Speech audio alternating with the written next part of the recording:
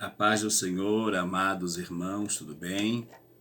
Agradecemos a Deus por mais um trimestre que estamos conseguindo concluir. Hoje já na nossa 12ª lição, falando sobre uma história sobre o dinheiro. E com certeza, mais uma dessas lições maravilhosas que nós vamos estar estudando. A leitura bíblica está em Lucas capítulo 12, versos 13 a 21. Versos 13 a 21 nós vamos estar fazendo esta leitura nesse momento que diz assim: E disse-lhe um da multidão: Mestre, dize a meu irmão que reparta comigo a herança. Mas ele lhe disse: Homem, quem me pôs a mim por juiz ou repartidor entre vós? E disse-lhes: Acautelai-vos e guardai-vos da avareza, porque a vida de qualquer não consiste na abundância do que possui. E propôs-lhes uma parábola dizendo: A herdade de um homem rico tinha produzido com abundância. E arrazoava ele entre si, dizendo: Que farei? Não tenho onde colocar os meus frutos. E disse: Farei isto: derribarei os meus celeiros, edificarei outros maiores, e ali recolherei todas as minhas novidades e os meus bens. E direi à minha alma: Alma, tens em depósito muitos bens, para muitos anos. Descansa, come e folga. Mas Deus lhe disse: Louco, esta noite pedirão a tua alma. E o que tu tens preparado para quem será? Assim é aquele que para si ajunta tesouros e não é rico para com Deus. Nós vamos ver que esse homem, tudo indica, e sempre eu friso isso, que ele era um homem possivelmente que não tinha herdeiros para tomar conta da sua herança. E ele então, ele pensa somente nele mesmo, só em adquirir, conquistar, ter, possuir, mas infelizmente ele vai ser chamado para o acerto de contas, e ao ser chamado para o acerto de contas, ele vai viver uma situação bem complicada. E essa situação vai estar chamando ele para estar vivendo o outro lado da vida, a vida eterna. E a pergunta que fica para esse homem e que serve para tantos outros: o que nós temos feito? Tem glorificado a Deus ou não? É para a glória de Deus? Se é, amém. Se não é, cuidado. A mensagem diz assim: preste atenção, tenham cuidado com todo tipo de avareza, porque a verdadeira vida de uma pessoa não depende das coisas que ela tem, mesmo que sejam muitas. Lucas capítulo 12, verso 15. Esta nossa lição tem 3 objetivos que são: primeiro, compreender que o amor ao dinheiro é uma fonte de males e que os bens materiais são transitórios. Falar sobre a verdadeira prosperidade à luz da Bíblia e ensinar a primazia do ser sobre o ter. Então é muito importante nós sermos ao invés de somente termos. Temos que pensar desta forma. Vamos lá? Vamos descobrir?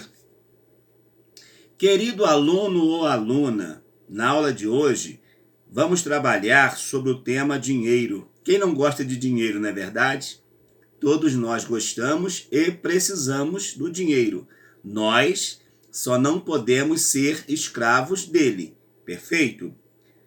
Esse assunto tem gerado visões distorcidas sobre o papel do dinheiro na vida das pessoas. Mas, como veremos, o amor ao dinheiro é a causa de todos os males, e não o dinheiro em si. Vamos nos aprofundar mais nessa questão? Olha, ter dinheiro não é pecado, ser rico não é pecado. Adquirir bens materiais também não é pecado. O pecado está em nós fazermos do dinheiro a nossa paixão, aquilo que toca o nosso coração. Aí é perigoso. Nós colocarmos na nossa vida qualquer coisa que assuma o lugar de Deus é muito complicado. No caso desse homem, em momento nenhum ele vai glorificar a Deus por ter adquirido os bens, de a sua fazenda ter produzido muito. Não, ele não vai estar preocupado.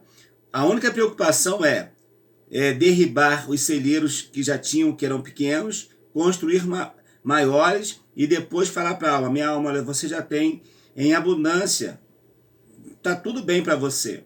Só que quando ele é chamado, as coisas vão apertar por o lado dele também. O cenário dessa parábola é o seguinte: Jesus está ensinando a multidão. Vamos aprender um pouquinho mais então, né? Quando de repente um homem lhe interrompe solicitando sua ajuda na resolução de um problema familiar. Seu pai havia morrido e o irmão mais velho, em sua opinião, não estava cumprindo o acordo que estava lavrado no testamento. Para a tristeza do rapaz, Jesus se recusa a resolver a questão e, ao invés disso, ele vai expor a real causa do conflito dos homens, não somente daquele jovem com seu irmão, mas dos homens como geral. É o problema da avareza. Homens avarentos, homens amantes de si mesmo. O primeiro tópico vai falar assim: cuidado com a avareza. Você sabe o que é avareza? Se eu perguntar para alguém, talvez ele vai dizer assim: a avareza é alguém que é, entre aspas, mão de vaca. Tem pessoas que podem usar, mas há o termo que vai definir.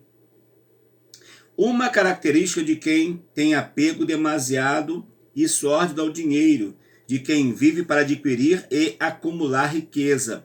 Só pensa em riqueza, riqueza a qualquer custo, tá? E mesmo de repente a pessoa não seja rico, mas tem muito pobre também que é avarento. Tem muito pobre avarento. Não é só rico, não. É o apego às coisas materiais. É não querer, não ajudar, não abrir mão, não estender as mãos. E isso é muito perigoso.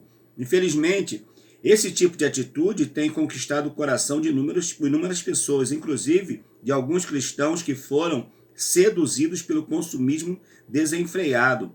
Entretanto, Jesus faz uma forte advertência aos seus ouvintes, que serve para todas as gerações. Preste atenção, tenham cuidado com todo tipo de avareza. O consumismo desenfreado é a pessoa só quer comprar e às vezes não precisa. E não só isso, às vezes não tem condições de comprar, mas a pessoa quer comprar, mesmo sem ter condição, ela quer comprar de qualquer jeito, ela divide lá em tantas vezes no cartão. Agora está um tal de Pix, né? Tudo passa Pix, só que a conta chega. A conta vai chegar. Então nós temos que ter esse cuidado. Nós vamos ver então que Jesus vai falar para eles terem cuidado, para que a avareza não viesse também fazer parte da vida deles. Paulo afirma que os ladrões, os avarentos, os bêbados, os caluniadores, os assaltantes não terão parte no reino de Deus. 1 Coríntios capítulo 6, versículo 10. Ali está uma listagem de pessoas que não têm parte no reino de Deus. Quem é que vai fazer essa seleção? Sou eu? É você? Não, mas a própria palavra do Senhor que vai fazer essa seleção, que vai julgar quem de fato é, quem de fato quer chegar no reino de Deus. Como podemos observar, o problema é quando o dinheiro se torna um ídolo oculto em nosso coração. A partir desse momento, aquilo que conquistamos para o nosso benefício e das pessoas que nos cercam passam a nos conquistar e nos tornamos escravos. Foi assim com o jovem rico que amou tanto o dinheiro que escolheu não seguir a Jesus. Esse aqui é outro algo interessante. Ele pergunta a Jesus o que precisava fazer para herdar a vida eterna. Jesus conversa com ele e ele vai falar com Jesus, já tinha observado tudo isso. Então Jesus vai falar para ele nas versões que temos do seguinte modo: vai, vende tudo quanto tens e dá aos pobres. Mas a ideia desse texto não é ir vender tudo, mas é indo, vendo a necessidade de alguém, vai ajudando as pessoas. Porque Jesus também não queria que ele vendesse tudo e ficasse pobre. Só que o Senhor também via que o coração daquele jovem estava na riqueza. estava no bem material que possuía. Então nós temos que ter esse cuidado. Aí diz assim, olha, guarda o teu coração, não se esqueça que ele tem um dono, e o dono do teu coração é Jesus Cristo. Não pode ser a riqueza, não pode ser o carro, não pode ser a moto, não pode ser a bicicleta, não pode ser um amigo, não pode ser a mãe, não pode ser o pai. O dono do nosso coração, a princípio, é Jesus. Pastor, mas eu amo a minha mãe. Amém. Eu amo meu pai. Amém. Eu amo meu irmão. Amém. Mas em primeiro lugar na nossa vida deve ser o Senhor Jesus. Ah, pastor, eu gosto muito de ter o meu dinheiro. Faz você muito bem, desde que seja de forma honesta. Mas não coloque isso em primeiro lugar como sendo o objetivo da tua vida. Ganhar dinheiro, ganhar dinheiro. Não, porque nessa busca muitas pessoas se perverteram. Nós vamos ver o próprio Judas se perdeu por causa disso. Nós vamos ver Geazi, o moço do profeta Eliseu também, que se perdeu quando Naamã leva a riqueza para dar para Eliseu. Eliseu não aceita, mas depois ele vai e pega aquela riqueza. E quando ele pega a riqueza, ele fica leproso. A ordem, quando entraram em Jericó, não era para pegar nada de Jericó, mas Acã foi e pegou uma peça bonita que ele achou interessante, né? Achou interessante, levou para sua tenda, quem sabe, né? Uma capa cheia de ouro, bordada a ouro com brilhantes. Já pensou que coisa linda?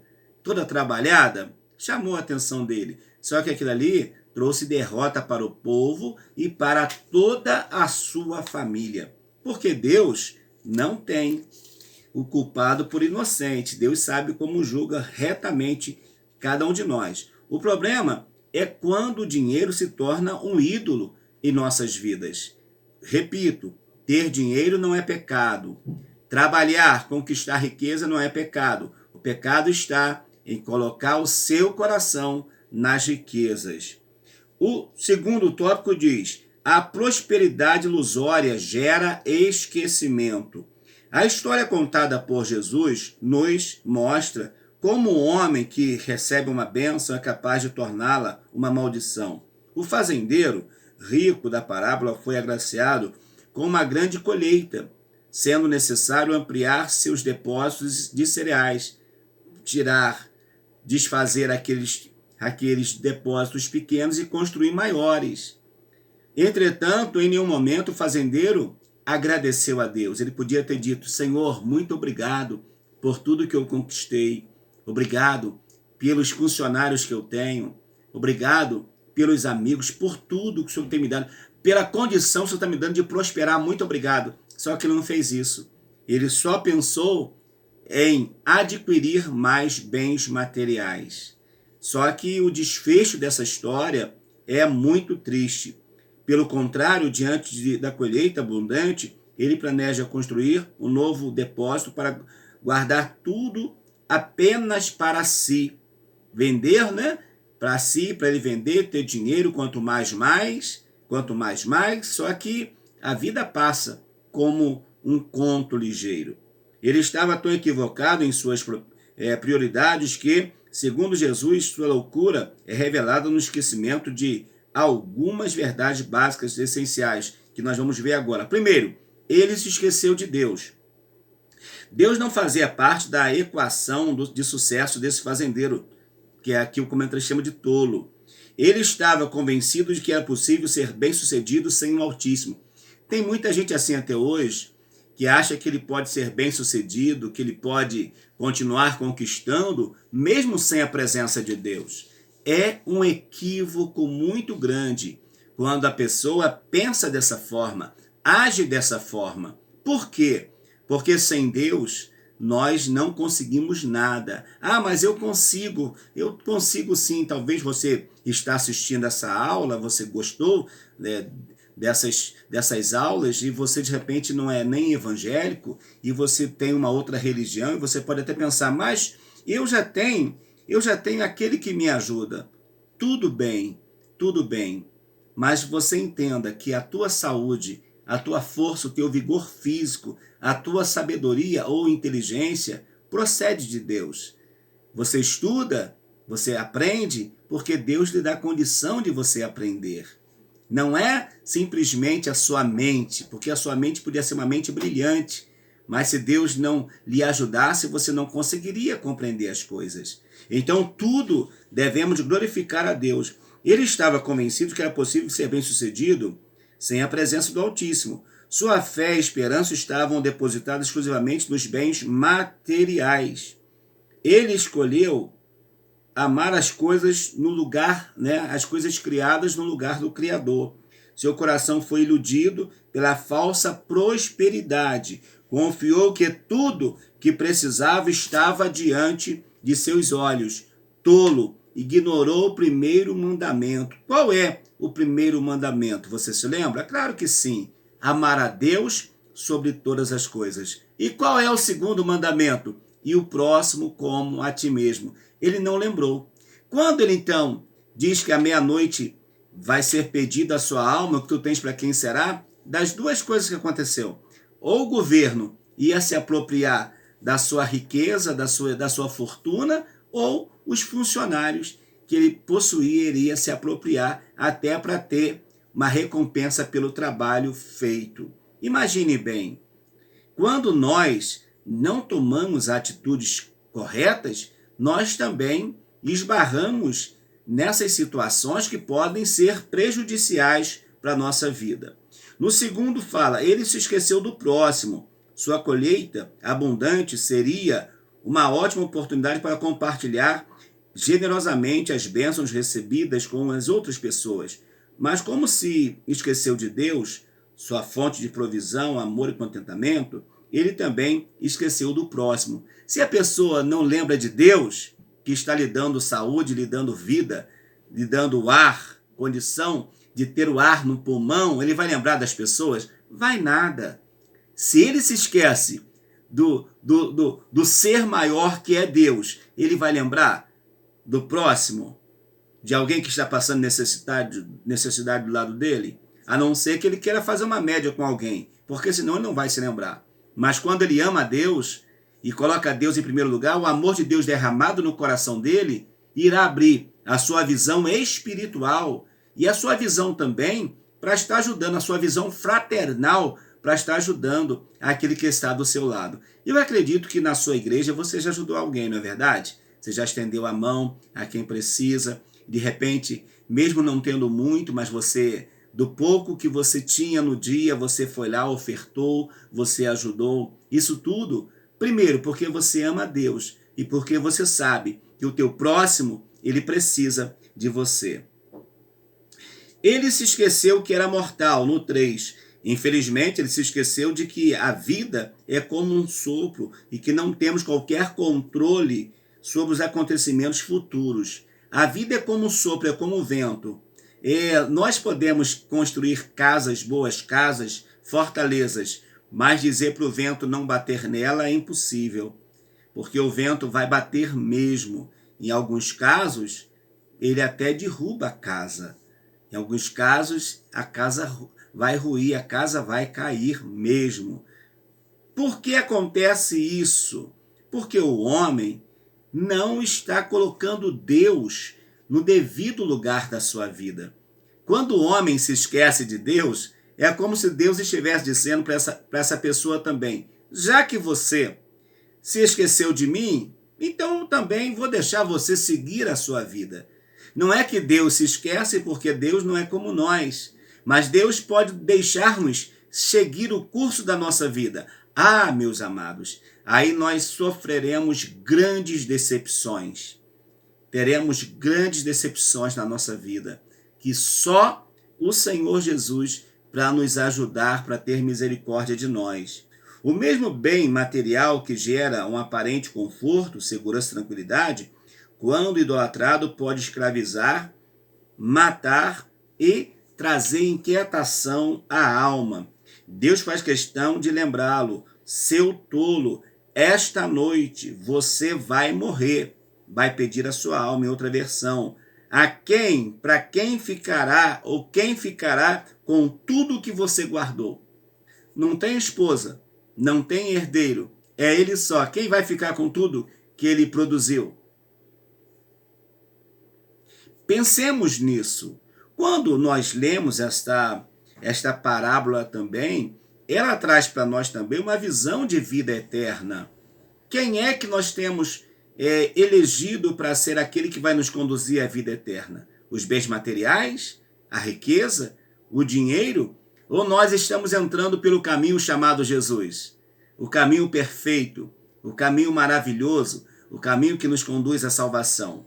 Pensemos nisso e não sejamos levados ou engodados ou enganados por pensamentos, por prazeres, por coisas que podem atrapalhar a nossa carreira espiritual.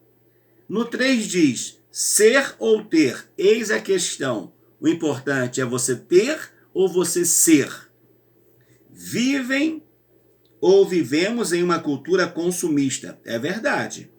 De maneira que para muitos nosso valor está na quantidade de bens que possuímos, na marca da roupa que vestimos, no lugar em que trabalhamos, etc. O carro que se tem, o tênis que se usa, enfim.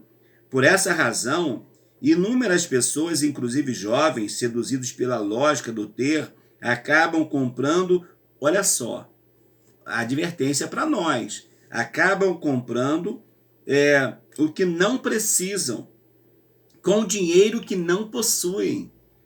Compra porque vem os outros tendo, aí quer ter também. Quer ter os que as pessoas já têm, mas só que às vezes os outros têm condição de possuir aquilo. E nós, de repente, não. Então, por que eu vou ter o mesmo desejo desta pessoa? Eu vou incorrer em um risco muito grande, muito pernicioso, de eu entrar em uma bola de neve e depois não sair nela, de tão grande que ela vai ficar. Porque enquanto ela estiver pequenininha, eu tenho domínio das minhas pernas, dos meus braços, dos meus movimentos. Mas quando ela me envolver todo, já era. Ela que vai me conduzir. E possivelmente vai me conduzir para a ruína, se Deus não tiver misericórdia. Então, a questão do ter é muito complicado. Ter a qualquer custo. Filhos que brigam com o pai, com a mãe, ameaçam até os pais e as mães para poder ter o dinheiro, para poder pegar o dinheiro dos pais, para poder comprar, para poder ficar parecido com o amiguinho, com a amiguinha. Pense nisso. Não é isso que Deus quer, nem para você e nem para mim. Mas graças a Deus que no seu reino a lógica é diferente. Aqui o importante não é o que temos, mas o que somos diante de Deus. Somos desafiados a viver uma vida de essência e não de aparência. Deus não quer saber da nossa aparência. Não que ele não se preocupe com a gente. Ele se preocupa sim. Ele se preocupa comigo, ele se preocupa com você. Isso é fato. Mas Deus não nos deixará ser levados por qualquer outro sentimento. Eu não vou precisar estar preocupado em comprar um terno de 5.000 reais para poder pregar na igreja, porque com isso Deus vai me usar mais. Não precisa. Não precisa nada disso. É coisa dos homens. É coisa do coração humano. Somos movidos por princípios e valores eternos. Nossa vontade é fazer a vontade de Deus. Pela palavra somos ensinados o amor ou amar as pessoas, de maneira que os que invertem tal lógica estão literalmente na contramão do reino de Deus, usando as palavras de Jesus, né? Estão usando a palavra, estão pegando a palavra, mas estão fazendo o quê? Ajuntando, como Jesus falou, riquezas para si mesmo, mas para com Deus são pobres, não são ricos para com o Senhor. Ser rico para com Deus é valorizar e amar aquilo que é importante para Deus. O fazendeiro da parábola escolheu ter riqueza material e ser miserável. ao mesmo tempo que ele era milionário, ele era miserável de Deus. Não tinha a presença de Deus na vida dele. Não buscava o Senhor. Por quê? A maior riqueza e a maior prosperidade é ter o Senhor Jesus na vida, é ter a presença dele na vida. Estamos caminhando já para a nossa conclusão, porém eu quero lhe fazer um chamado para a nossa última lição, a lição 13, que vai falar sobre o amor do Pai por seus filhos. Vai ser também uma lição maravilhosa. E o novo trimestre também já está chegando por aí, e com certeza vai ser mais um trimestre que nós iremos aprender, deixa eu ver se eu acho aqui, que nós iremos aprender muito. Vamos falar sobre o apóstolo Paulo, o grande missionário. Vai ser mais 13 lições maravilhosas para abençoar as nossas vidas. Somos movidos como cristãos por princípios e valores eternos. Nossa vontade é fazer a vontade de Deus e não fazer a nossa vontade, cumprir o desejo do nosso eu, da nossa carne, mas cumprir o desejo do Senhor, nosso Deus. Concluindo então, diz assim: a prosperidade sem Deus tem seus perigos. A riqueza é capaz de sufocar a palavra de Deus e que é semeada no coração, de criar armadilhas e tentações desnecessárias e de oferecer uma falsa sensação de segurança. Assim devemos procurar incessantemente ajuntar riquezas no céu, onde as traças e a ferrugem não podem destruí-los, e os ladrões também não podem arrombar e roubá-las, porque lá está a segurança máxima. A segurança máxima de tudo que temos está na eternidade, juntamente com o Pai. Então, queridos, jovens, juvenis, você que vai fazer uma faculdade, uma universidade, vai escolher uma boa profissão. Tudo isso é lindo, é maravilhoso. Mas escolha uma profissão que nessa profissão Jesus possa estar presente com você, lhe ajudando, lhe abençoando. E quando você conquistar riquezas, não esqueça de glorificar o Senhor, de ser fiel no seu dízimo, na sua oferta. E não pense só em você mesmo, mas pense na obra de Deus, na grandeza da pregação do Evangelho, naquilo que Deus pode realizar na tua vida. Que Deus te abençoe. Obrigado a todos vocês que estiveram comigo nesse trimestre. Temos mais uma aula ainda e está sendo muito bom esta parceria. E ao assistir às aulas, comentem. Quero deixar aqui um abraço para a irmã Karen, que Deus te abençoe de forma especial. Comentem aí as lições e com certeza nós caminharemos sempre para o melhor na presença do Senhor. Deus te abençoe. Hoje e sempre eu sou o pastor Valmir Ribeiro e lhe aguardo na nossa última aula desse trimestre, que está sendo uma bênção nas nossas vidas. Até lá!